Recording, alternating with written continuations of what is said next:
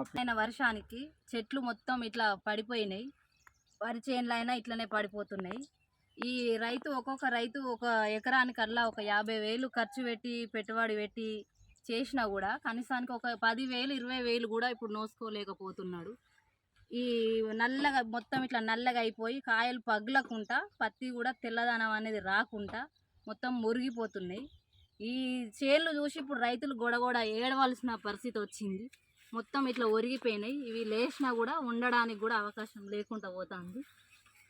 అందుకే రైతులు మొత్తం వర్షాలకు బాధపడే పరిస్థితి వచ్చింది, కానీ ఏం లాభం లేకుండా పోతుంది. ఈ వర్షానికి పూర్తి 3 ఎకరాల పొలం పూర్తి కంప్లీట్ నేలమట్టమైంది. వ్యవసాయ అధికారులు కానీ గవర్నమెంట్ కానీ దీని మీద సహకరించి కొంచెం రైతులను ఆదుకోవాల్సిందిగా కోరుకుంటాను.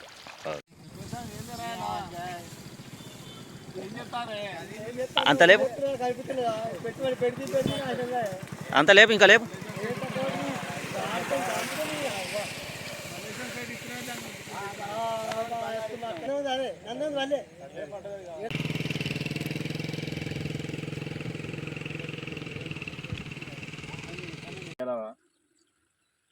నాది కోదెల మండలం గూడెం గ్రామం బెదిగం మహేందర్ అంటున్నాను.